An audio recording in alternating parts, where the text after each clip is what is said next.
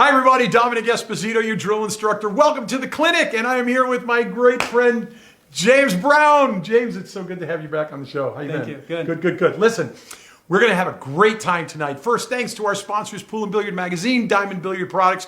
Dr. Harrison, thank you so much for my fantastic glasses. All the rest of you having glasses issues, please, you call me, you write me. I tell you this every week. Just go on the web page, go down the left side of the page, and you're going to see this picture with just my eyeballs. Just click on it. You go right to Dr. Harrison's website. Make sure you tell him I referred you, and that will bring out some great goodies for you. Okay, good. So in the mail, we got some things that are coming up. People are asking questions, and James and I, we just began kicking things around and came up with this idea. What would you do? What would you do if? What would you do if you were in this situation? And tonight what we decide to do is we're going to make the show based on actual competitive game situations of what would you do? You ready? Yeah. So as I like to do when James is with me, I'm going to let him take the shots, and that way we could bust his chops instead of you trying to bust mine. No, but we'll be good. And I just love having James with us on the show. So James, what I want to do is I want to get started. I got a lot of 9-ball players, but I got 8-ball players too. So what I'm going to do is I'm going to take 1 or 2 shots on a 9-ball. I'm going to set a couple ideas up. I'm going to question you on what you would do. But what we want to do a little differently is, what if you were to take a defensive approach? And then what if you would take an offensive approach? And then how can you think?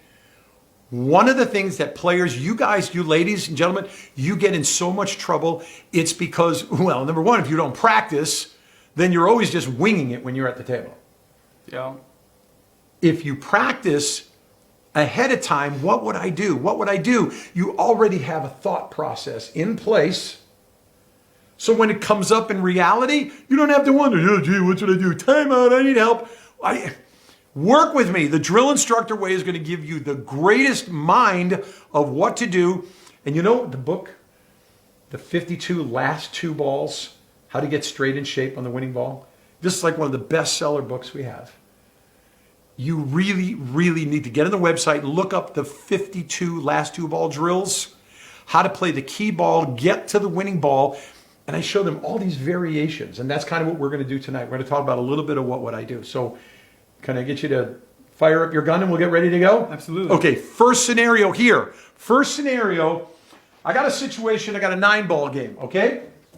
And so here's your cue ball here, 8-ball here, 9-ball here.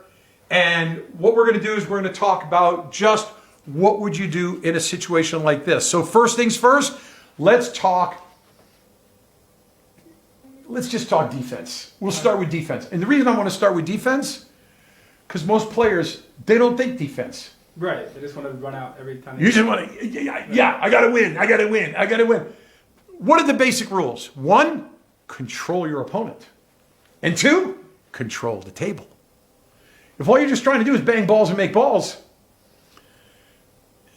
that's just not smart play. Right.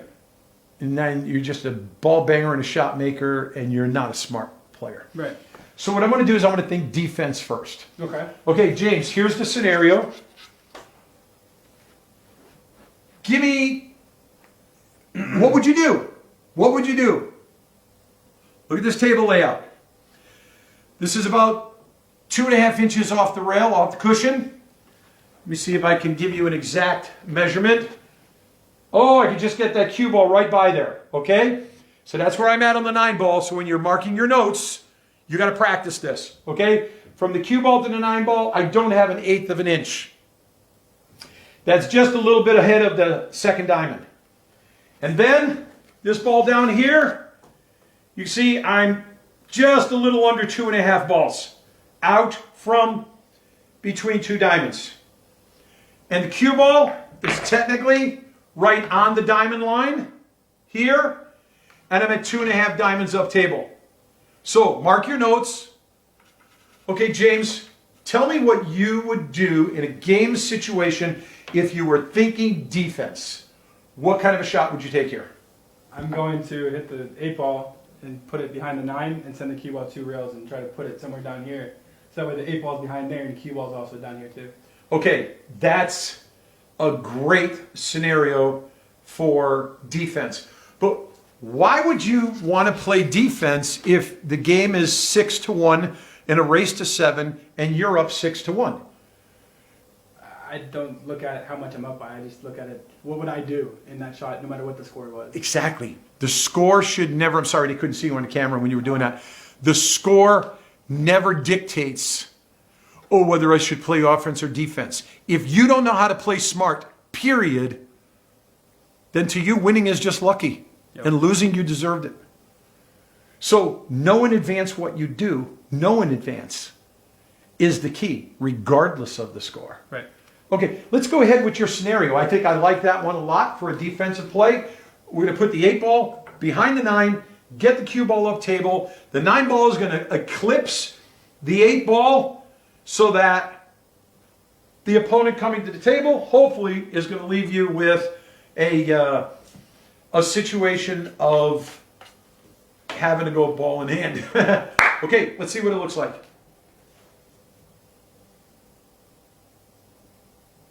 I hit it kind of soft, but... And, okay, so you've left your opponent out, and we have, we have a situation on our hands. Let's go ahead and shoot it again. I got my cue ball right here. Let's shoot it again.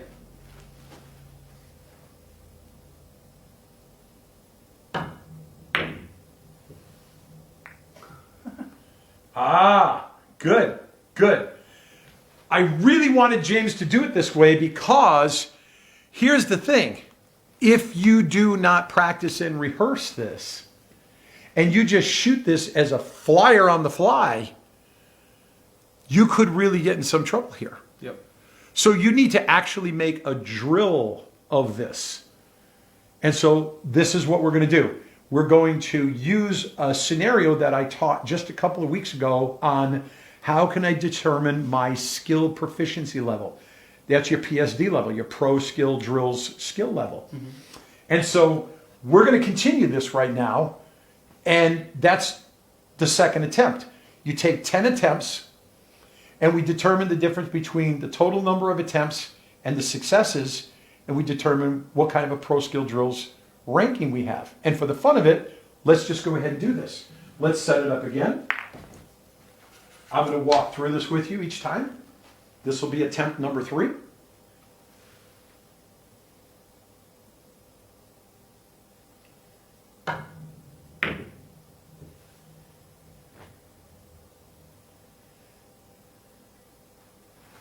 That's excellent. You got him jammed on the rail. It's going to be very difficult to get some inside English to get back to this 8 ball.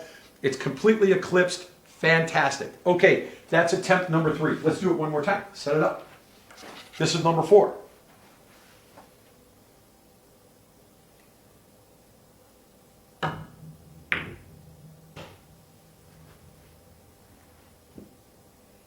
Oh, beautifully done. Beautifully done. Okay, let's do it again. Okay, we've got 2 to the plus. We've got 2 out of the 4 so far. Let's do it. This is number 5. Oh. Ooh, well, I'll tell you what though, you really left him an extremely hard shot. They're not making this. Right. They can hit it. So I'm going to let you get away with that. That's 3 out of 5. Let's do it again. You've got 3 out of 5 so far. This is number 6.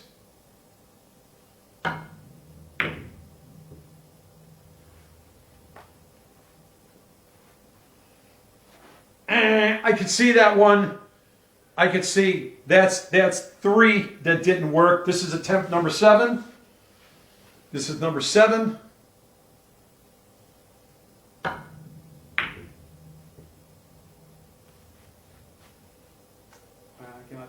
They could see that. This is number 8.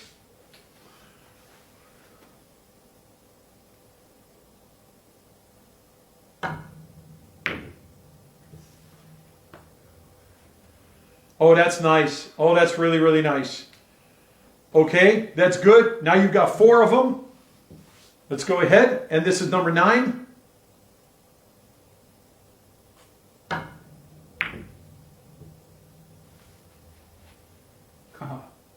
Oops, that's not going to work. And this is number 10.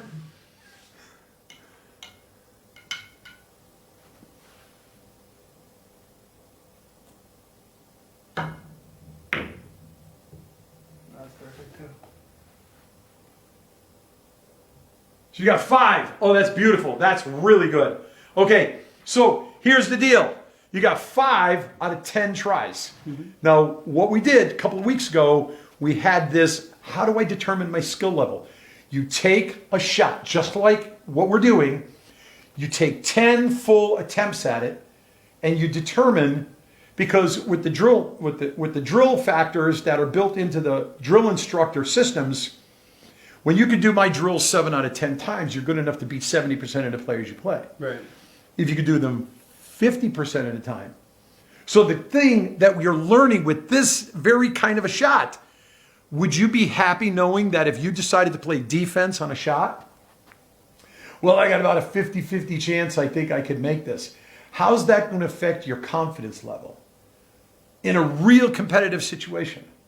So I can tell you in advance, knowing James, what are you going to do about that? This shot? Yeah. I mean, I'm definitely going to play it every time, But now that you see that we did a 10 times factor, I would think that you need to take a couple of few hours and just bury yourself in this. Oh yeah, for sure. So that this this becomes an 80% factor of making it work. Right. Right? Right? Okay. So let's go on, and we're going to look at another scenario of what would you do. Okay? Here we go. James, I want to do something that comes up so often. I've got the 9 balls there, or it could even be the 8 ball. It doesn't matter. You're playing 8 ball or playing 9 ball. It's not going to make a difference. Let's just go ahead and use the 8 ball for the sake of alternating games. Okay. I'm going to put the cue ball here. I'm going to put the 8 ball here. And what would you do in a situation like this? Me personally? Yeah, come under the camera so they can see you, so that they can hold you to this. Me personally, Yeah. I'm banking an 8 ball right here. Oh, really? I'm straight back at it. Oh, good. Okay, so if my opponent decides he's going to bank the 8 ball and then he actually makes it, what am I going to do? What is the drill instructor way? Nice shot. Way to go. Congratulations. Right, you won't Yeah, be I'm going to every time. congratulate him on taking a flyer. Yeah. Okay. On the other hand, it's hill-hill. Okay. Score's tight. Okay. Are you still going to take that bank shot? Every time. Every time. Every time. But what if we were in a situation where we needed to really control the table better, and the pockets are tight, I haven't been hitting bank shots. How would you play this defensively? Defensively, I'm Yeah. probably just gonna trade him then. So you do what is called the trading places drill. Yeah. Get the cue ball, leave it down here, and get the 8 ball back up there, and let your opponent have the problem. Right. I would really, now, if I'm playing at a real high skill level, and my opponent at this point, then I'm going to think twice about the fact that, yeah, it's a bank shot, he should make this. Yeah. But if I'm not, and for most of you who are just playing in league competitive levels where the odds of your opponent making this shot aren't even 50-50, then you really would be better off just letting your opponent take the flyer at it, Right. instead of putting that pressure on you. Right. Because there's nothing worse than getting that ball to do this and sit there and you just sold the farm. Just threw the game, right? Yeah, and there's no need for that. But for the fun of it, let's see the trading places, and let's go ahead and see how you do this.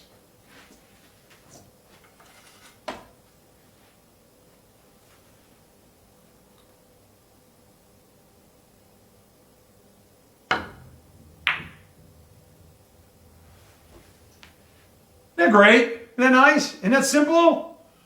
All you're going to do is leave it. Listen, distance is your friend. Let your opponent take a flyer at this. And the closer they get to the pocket, the more they're going to leave it hanging. Right. Okay, this is a great defensive move. Since we're on the defensive line of thinking for the moment, let me just stay along this line, can I? Let me set up another situation here. And by the way, that you could have did for 8 ball or 9 ball. Right. Okay? So I'm going to show you another little scenario I got in my head, and I'm going to put up a really, really difficult situation here. Okay, James, let me get around this piece of the action here. Everybody. Okay, here's the thing. Now, let me set this up for you. Again, we're talking about what would you do? What would you do? My opponent has been running out, making balls. And they're down to the last solid on the table. These are my stripes, or your opponent. These are their stripes. And your opponent decides from here, well, all I need to do is pocket the 5 ball in the side, and then take the cue ball and just bust up this cluster. See this? Break it up. And boom, 8 ball and out. Except your opponent hits the 7 and scratches. Tell me that doesn't happen a lot. Yes, it does. You know it does. I've seen it numerous times. It's almost identical to this cluster right there. So, here's what I do. And I walk away. My tail between my legs. Because he gets ball in hand. James, what would you do in this situation? If I have now you're on the 8 ball. You're on the 8 ball. I'm stripes. You were just on the 8. Yeah. Well, I was running out my solid. I scratched. Right. Your stripes. Right. Yes, I'm sorry. Your stripes. This is the table layout. You're a really good player. All you need to do is take one of these balls, bust up. What would you do? I mean, without a doubt, I'm breaking this up.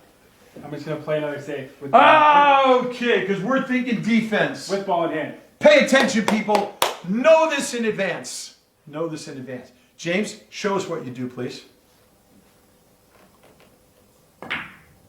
Oh, well, don't do that. But don't do that. James, are you messing with people's heads? Yeah. Yeah, okay, listen. That's pretty funny. Look at he's blushing. He's really blushing. Show him you're blushing. Go ahead. No, you don't do that. But we don't mind having fun. Thank you. That's beautiful. That was funny. You surprised me. I really expected less from you. No. Okay. Okay. Go ahead and show him the shot you take, please. Pay attention now. Here's what would happen. All you're going to do is soft tap the 11, float the 8 ball out. The 11 and the cue already touched the rail. It's a clean shot.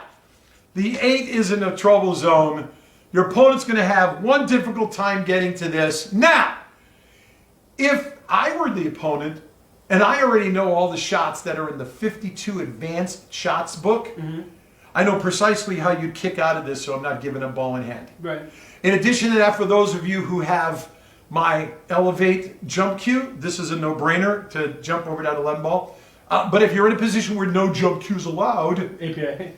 well, wherever that would be. Yeah. So you have, but other than that, you're really going to have problems here because this is a good luck getting out of this. Right. I mean, there's a couple different things you can do, but yeah, it's definitely not a good position to be in. So what James did here is he took the absolutely great defense approach and simple bump. And by getting that cue, who's your friend? Who's your friend? Look, who's your friend? Distance is your friend. That's really key because if you were to only soft tap, James, if you were to only really soft tap this and leave the 8 ball here and then leave it here, the easier hit. This is easy for the opponent to escape. This is nonsense. Right. And if you really wanted to do anything, I really encourage you, get that ball down and get some distance. That's really going to make the difference. Right. This is good. Okay. James, that was really great. It turned into a defensive scenario. I wasn't sure we were going to do both offense and defense, but we did 3 what would you do's. These are the safety smart ways that you would do these moves. Do you have any comments you want to make about this to the players? No, I mean, this is what wins you games. See, guys Knowing that the are shots, so- guys that are just competitors, they're just out to just beat you. They don't have a lot to say, okay? But that's why I'm the coach. That's why I do the teaching, because I'm there to make sure I'm in your head. I teach you, I train you, I coach you. You do it the drill instructor way, but you're doing the performing when you're in competition. And that's the key. And without a really good coach or instructor working with you, you're just winging it. Right. And it wouldn't be, what would you do? It would be, you know, you're going crazy. What would drive you crazy instead? Okay, listen, thank you so much, James. I love when you're on the show. Thank you. Okay, aim straight, shoot straight, split the pockets. That's the drill instructor way. Be smart. Make sure you know in advance what would you do. Just take these 3 drills, put them on the 10-time test scenario, and see whether or not you really even have this shot. You may not have this shot. You think, you know, that's simple. Good luck with you. You can only do it 2 out of 10 times. You didn't even know that because you thought it would be easy. You really have to really put the work into this and make it work. Thanks a lot, James. Thanks, everybody. Thank you. We'll see you next week, and God bless you. I love you. Bye-bye.